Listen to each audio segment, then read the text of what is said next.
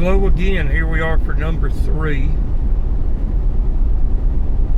Again, my name is Mark, and we're just going to go through, me and you, go through how to get through this intense sadness, but I think also the recognition of what being more entails and how to use it to our benefit as best we can. There's nothing going to fix lonely. I mean, let's just go ahead and put that out there. If you were hoping to get the answer to lonely, well, unfortunately, I don't have many answers. Got a lot of questions. But I have found that sometimes it's not answers people are really looking for. It's being able to ask the right question, and sometimes that has to do with being strong enough or brave enough to ask the right question. And sometimes it's just the fact that you can't see the forest for all the trees in your way, and somebody on the outside can look in and go, well, I understand this is the answer you're looking for, but I think you should ask this question before you're ready to ask that question. So before you decide what putter you're going to use, you should probably decide what driver you're going to use so that you can get to the point to use the putter. Little golf analogy there. If you don't follow golf, and you know, now that I think about it, that was probably a bad analogy because most people don't follow golf, at least not to my knowledge. I'm going to have to swing that over. But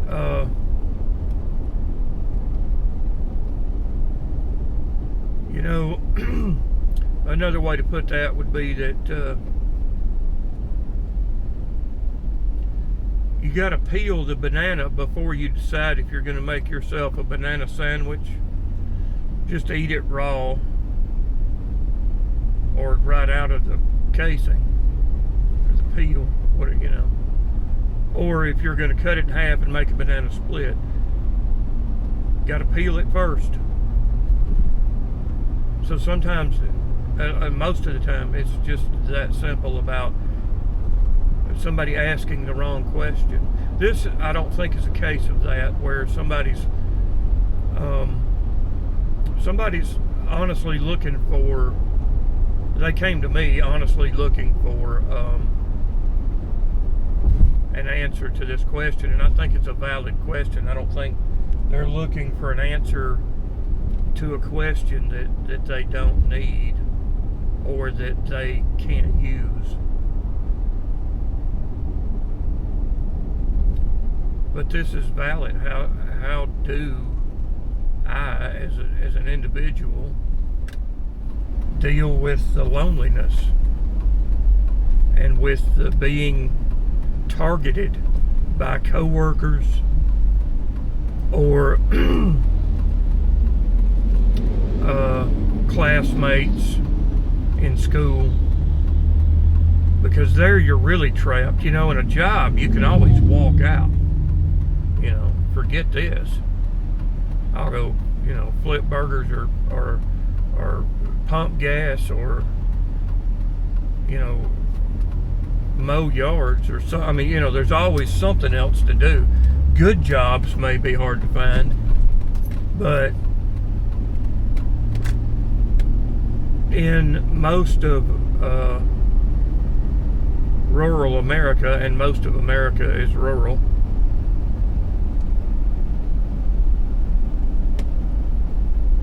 there are jobs to be had. Now, I'm not saying that's not a blanket statement, but in most areas you can find another job. But if you're in school, that K through 12 school, then you're going to be trapped in that situation.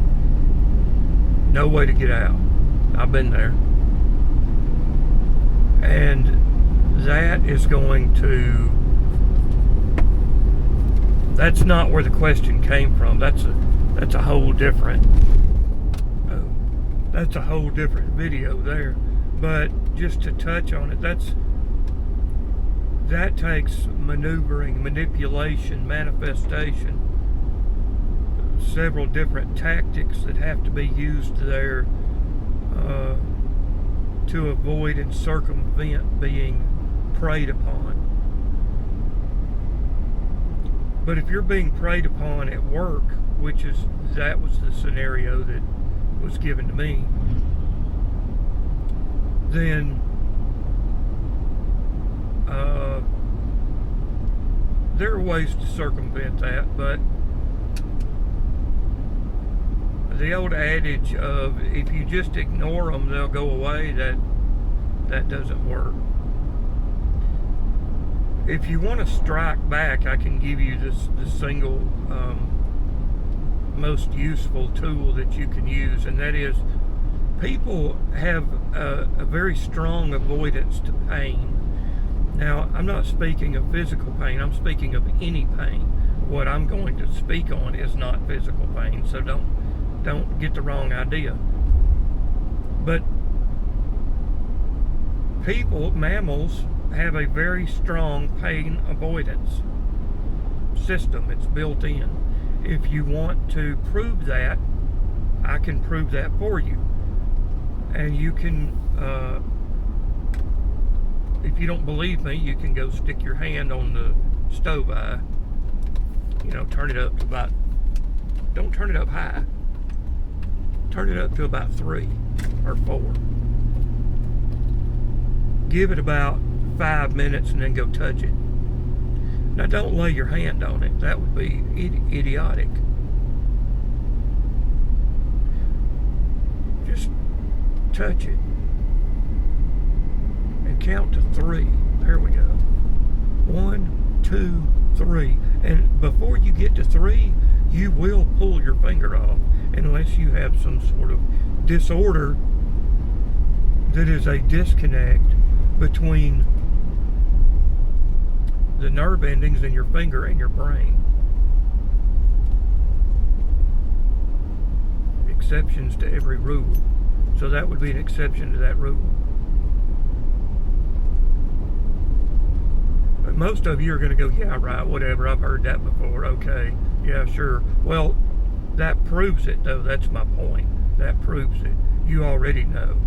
You have a strong avoidance to pain, and so does everybody else. But that's not limited to physical pain. That pain avoidance is also, your brain does not know the difference between physical pain and psychological pain, because psychological pain registers differently. So somebody just won't leave you alone, and nowadays there are physical rules, physical boundaries that in most cases where if you take a swing at your coworker, then you're going to lose your job, which means they will lose their job. So you could get hit. There could be some backlash, but in the cases where I've had to use it, and I've used it many times, it was just, I had the ability to see. This is where the skill comes in. I had the ability to see what type of person that was, and I could run the numbers on the percentage of the possibility that they come from one place or another, one family type or another. Or, you know, I mean, most of us spend enough time around our coworkers. We know things about them that they just gave us clues to, but we can read the signs. You get tired of listening to the comments that, you know, and you get tired of absorbing the psychological blows.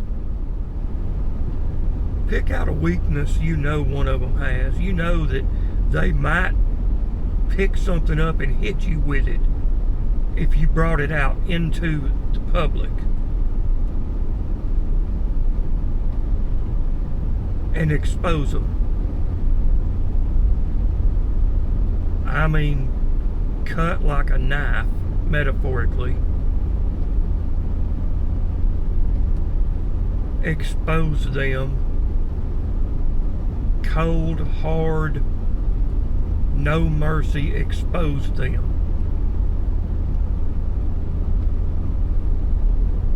And they're going to lash out because they're going to try to, it's going to be vocal at first, and it's going to be emotional always.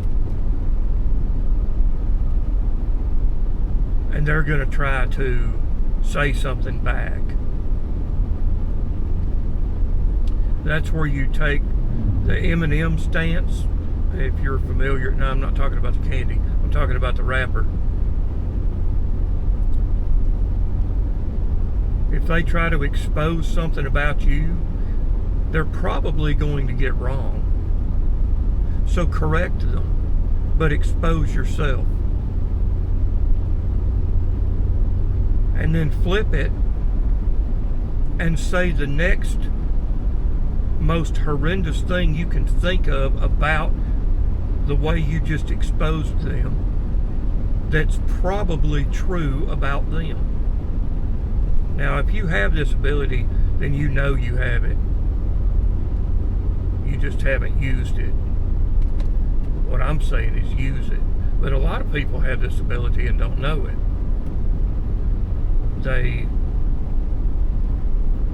They hear all this stuff and they're like, well, if that ever got out, you know.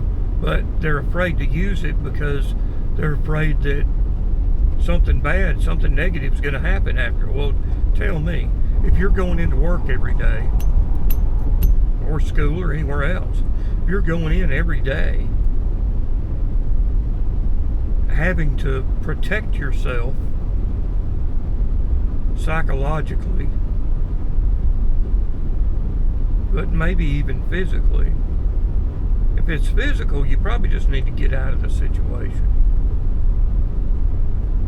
And I can't say the other half of that, you know, I mean, figure it out. But you probably just need to leave the situation and go find another situation to be in if you're not physically safe. That you've got to take your physical safety first. But then, if you're not emotionally or psychologically safe, what else is there? I mean, what are they really going to do? Why are you holding back? Maybe you've got cold, hard facts about this person that just will not leave you alone. Go to war. What, are you afraid they're going to think you're not a good person? First of all, who cares? But second of all, it's going to set a tone. It's going to set a tone. I know because I've set the tone. And, you know, I mean, I absorbed it, took it in, deflected it, tried to be, you know, a happy, willing target. And they're not.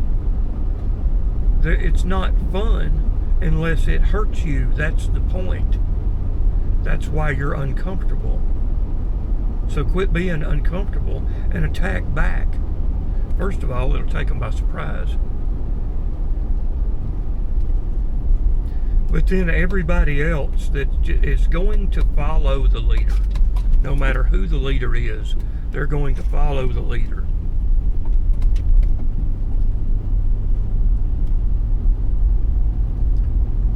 You get rid of that one that's harassing the crap out of you, or you get rid of their ability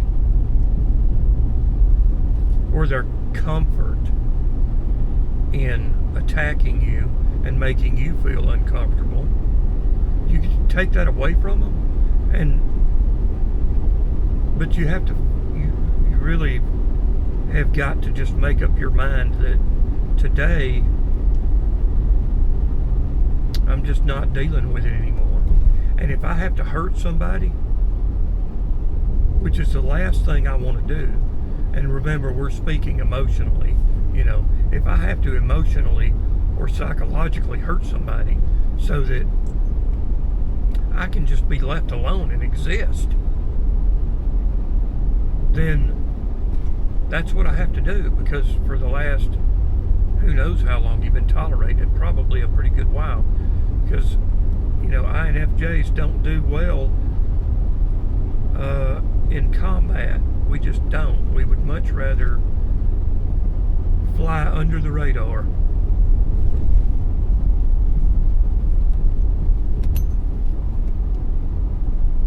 But once you engage, you'll realize that that person, be precise though, don't make these broad comments that are well, never start an attack with your mama is so fat. That doesn't work anymore. And so that's not what we're talking about. We're talking about, you talk a lot for somebody that never made it out of the 9th grade.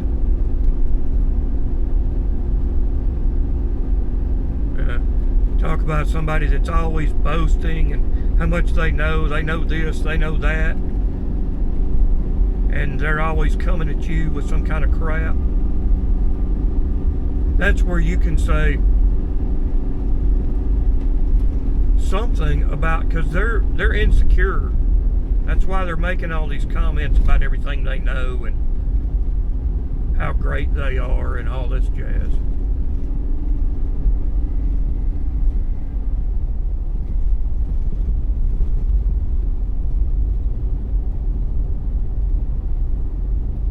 So you may know that they dropped out of school in the 9th, 10th, 11th grade, whatever. Maybe you found out by accident. Maybe you've just known them that long. You sure do talk a lot for somebody that never even graduated high school.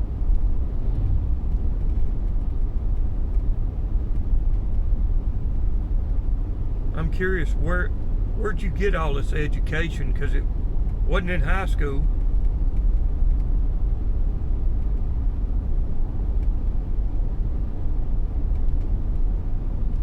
Or, last week they were griping about they didn't get the promotion that they thought they should have got because they're so much better than the other guy that did get it, or girl.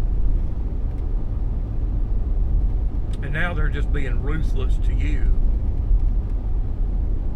because they have got to win something. That's a whole nother video right there, winning.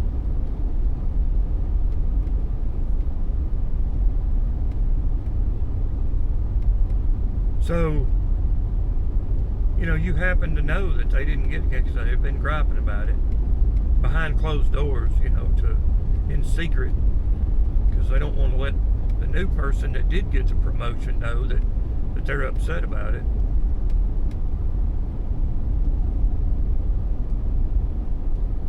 Wait till that person walks through, the one that did get the promotion. Wait till everybody's in about past my turn. Oh crap. I'm trying not to cause a wreck here. Or for my drink to flip over, that would suck. So, Wait for that person that did get the promotion to walk through and say, hey, I thought you and old Joe here, Joe being the one that's giving you the problem, I thought you and old Joe here got along great. Man, he's been trash talking you for a week. What did you do to him? Just blow him up. He'll know that no matter what he says after that point, better not be in front of you. Well, what does that accomplish, right? I mean, you're just hurting somebody. That's not okay. You're just no, wrong. You're accomplishing a goal. The goal was to have peace and quiet.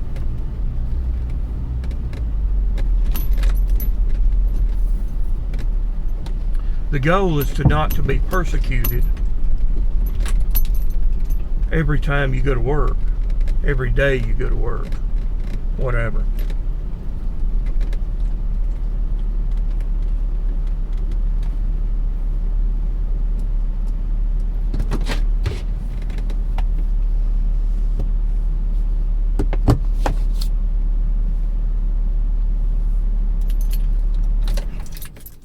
So to not be persecuted every day, or every time you go through, a danger zone. It may be every day, it may be once a week. Who knows? But when you call somebody out like that, when you cause them emotional pain, what they're going to do is avoid you. They may not do it immediately. Immediately, they're going to lash out. And they're probably going to call you all kinds of names and no telling what all. But after you have put in half as much energy, because if you're going home every day, and let's face it, if you're going through this to the point where you're asking, how do I get past this feeling of being persecuted, then you're putting a lot of energy into it. You're putting a lot of energy into healing yourself after having to tolerate that, whether it be all day or just every day at some point. You're putting a lot of energy into that, and it will take you a lot less energy in the long run if you attack.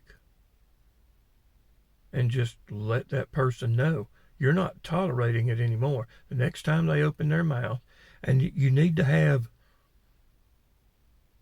3 or 4 good ones. You don't have to. You can keep digging on the same one, but it's more effective and it's quicker if you've got 3 or 4 different things. Or if you can pick them out of thin air, a lot of us can pick them out of thin air that we know that's what that person is dealing with. So if you're from a small town, then you know where they spend their time, or you may have seen them when you're out doing stuff. You may have passed by them out there push mowing their yard in the summer when it's 100 degrees, and you just feel sorry for them because, man, that's a crappy place to live, and it's a hard yard to mow, and you don't know why anybody would choose to live there, but you feel sorry for them. Well, exploit that. Use it, weaponize it, use it as a weapon against them psychologically. Because if they're not boasting about where they live, and they're not, you've never heard them say anything about their house or where they live or what they're doing, that means they're not very proud of it. See, because people boast about things they're proud of, even if they have to make them up. So, pick out 2, 3, 4 things and just dig in. It won't take long for them to realize they need to stop talking when you are anywhere around. And I've had people quit jobs because I finally got tired of listening to them. And I just started digging in and used this psychological, because I'm stronger than they are. I am more than they are.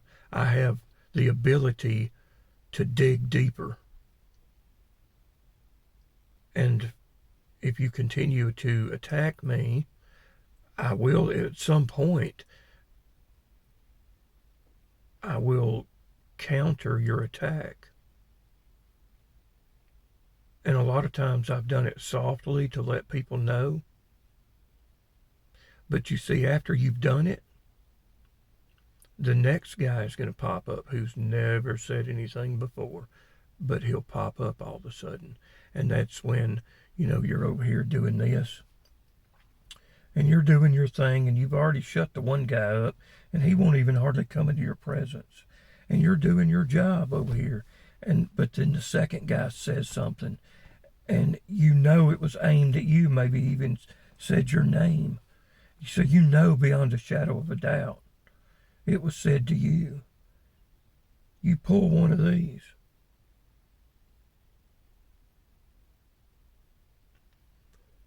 And that will, because he already knows what happened to the first guy. He found out stuff about the first guy he never would have thought possible. Chances are he's not so ignorant that he believes you don't have info on him too. Whether you do or not, give him the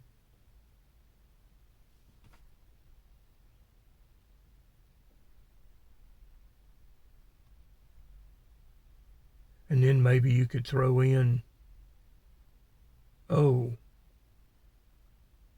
are me and you doing that now? More effective than you think it would be, because they've seen you shut down one.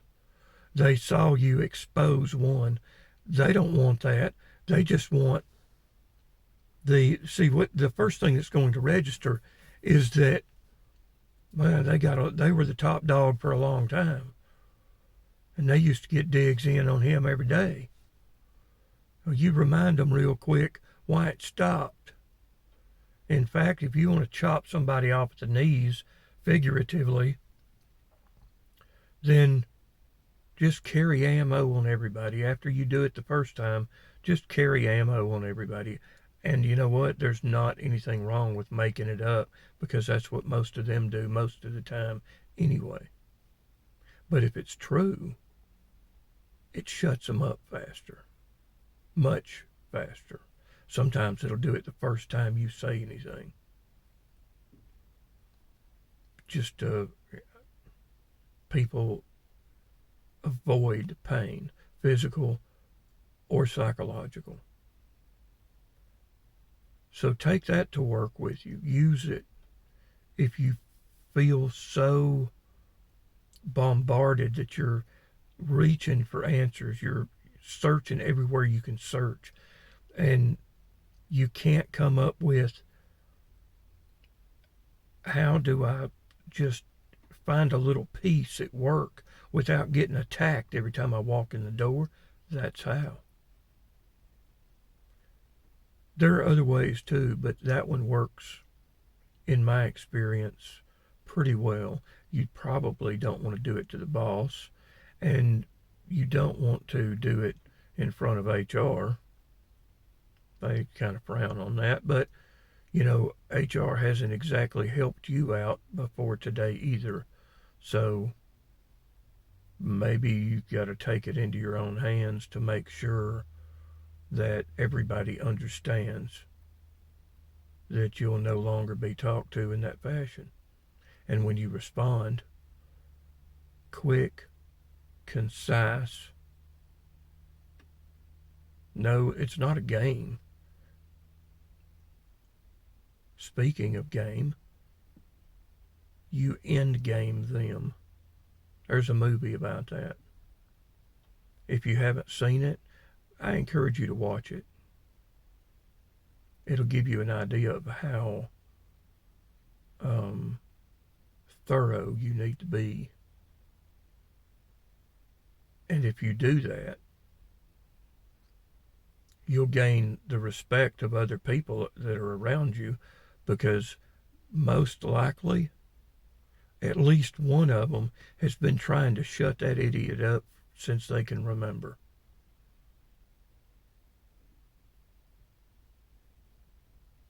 That's all I got for right now. Give me some comments. And of course, it's if you don't say like and subscribe, there's like something left out, right? So, they're buttons. Push them. It would help out. I'll see you again soon. Your friendly neighborhood Mark. Let's do it again. Pretty soon. Give me some ideas. Let me know.